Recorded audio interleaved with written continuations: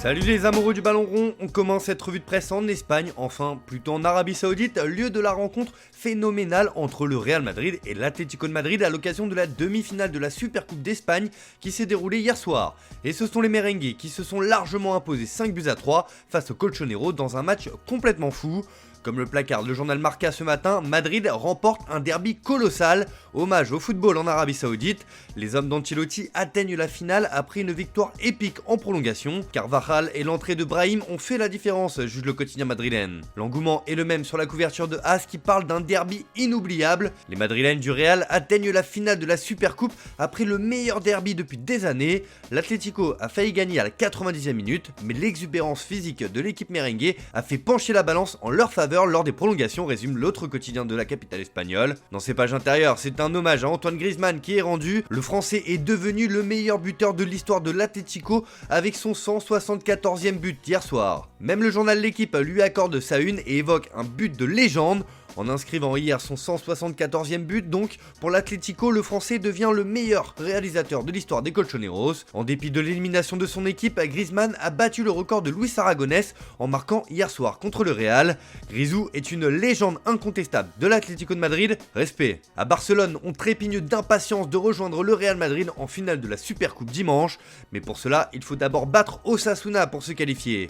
Le journal Sport n'y va pas par 4 chemins et exhorte les Blaugrana. Barça, à toi de jouer. Le journal catalan veut que le Barça se qualifie pour la finale afin d'assister à un classico dimanche. Pour Mundo Deportivo, le Barça, comme l'an dernier, s'accroche à ce tournoi pour franchir une étape cruciale. Xavi demande à ses hommes de se mettre en mode commando, mais il veut une victoire contre Osasuna et aussi en finale. Bref, Xavi veut remporter le titre et tenir tête à l'ennemi juré, le Real Madrid. Ça promet. On file en Angleterre où ça jouait aussi hier soir dans le cadre de la demi-finale allée de la Carabao Cup entre Liverpool et Fulham. Et ce sont les Reds qui ont remporté la première manche 2-1. Un homme fait la une ce matin, c'est Cody Gakpo, auteur du but de la victoire en fin de match. Pour The Guardian, Gakpo donne l'avantage à Liverpool. Le Daily Mirror s'amuse et placarde un Cody rouge, soit un code rouge pour sauver les Reds et ainsi l'emporter.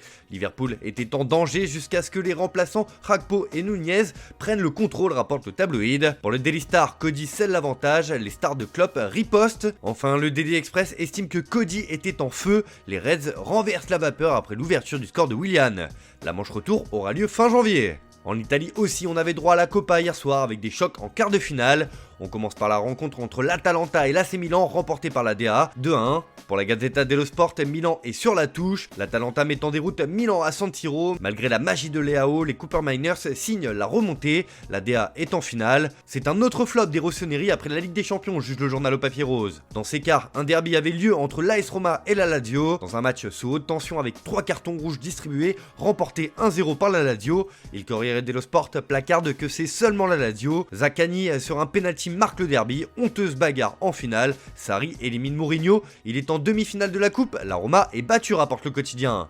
L'Atalanta affrontera la Fiorentina en demi et la Lazio attend son adversaire qui sera connu ce soir et qui se jouera entre la Juventus et Frosinone. On va parler un peu mercato maintenant et le FC Barcelone veut construire son futur. Le club catalan a érigé des intouchables sur lesquels construire pour les prochaines années. C'est le projet de Xavi qui veut s'appuyer sur ses joueurs pour remettre le Barça tout en haut, en Espagne et en Europe. Selon Sport, la situation économique inconfortable du Barça amène le club à penser que vendre l'un des joueurs ayant le plus de valeur est une option pour garder de l'air au niveau du fair play financier de la Liga, rapporte le quotidien sur son site internet, mais 3 joueurs sont intransférables. Ronald Araujo, Pedri et Gavi sont considérés comme des joueurs appelés à représenter le Barça à moyen et long terme. Si l'Uruguayen voit le Bayern Munich lui faire les yeux doux ces derniers mois, le club catalan ne veut pas se laisser faire et va lui donner de l'importance pour lui montrer qu'il compte pour le futur. Au-delà de la qualité footballistique des 3 joueurs, le club estime qu'ils sont des personnages idéaux pour illustrer le sentiment blaugrana nécessaire pour porter le maillot du Barça, explique le quotidien. Pour autant, les autres ne sont pas forcément à vendre, mais ceux-là, promis, ils sont intouchables et représentent le Barça de demain. On termine ce tour de la presse en France avec le mercato du PSG. Cette fois, on va s'intéresser au départ et comme l'indique l'équipe dans ses pages intérieures ce matin, ça n'avance pas vite au PSG. Perçu comme prioritaire par la direction parisienne, la gestion des départs n'avance que mollement pour l'instant. Le principal objectif reste le départ d'Hugo Ekitike, placardisé depuis le mois d'août. L'ancien Rémois a fait l'objet ces dernières heures d'une offre de prêt payant de la part de Wolfsburg, sans option d'achat. Wolverhampton, qui entretient de bonnes relations avec les dirigeants parisiens, continue d'échanger sur la faisabilité de l'arrivée de l'international des moins de 20 20 ans, sauf que l'Eintracht Francfort est revenu en force dans ce dossier, et Kitike voit d'un bon oeil une potentielle arrivée à Francfort dans un championnat qui colle à ses qualités. Bref, ça avance mais rien n'est encore acté pour l'attaquant. D'ailleurs, dans l'actualité parisienne, Florentino Pérez a lâché une phrase sur Kylian Mbappé qui risque d'alimenter le futur de l'international français. Comme nous vous l'avons annoncé en exclusivité il y a quelques jours, le génie français a trouvé un accord avec le Real Madrid pour y signer librement à la fin de la saison. Présent en Arabie Saoudite pour la Supercoupe d'Espagne, le président Florentino Pérez a été interpellé à ce sujet par un supporter. Florentino, vous êtes le meilleur président, s'il vous plaît, nous voulons Kylian Mbappé, c'est emporter le fan. Je suis d'accord avec vous, a répondu Pérez, sourire aux lèvres. Reste à savoir s'il répondait à la première partie de la phrase ou la deuxième. Mais sur les réseaux sociaux, la vidéo fait énormément parler. Enfin, comme le rapporte Le Progrès, l'Olympique lyonnais a enregistré l'arrivée de Malik Fofana. L'attaquant était très courtisé, montant du transfert 17 millions d'euros. Voilà, c'est tout pour ce matin, bonne journée à tous, merci de votre fidélité. On se retrouve en fin d'après-midi pour le JT Foot Mercato.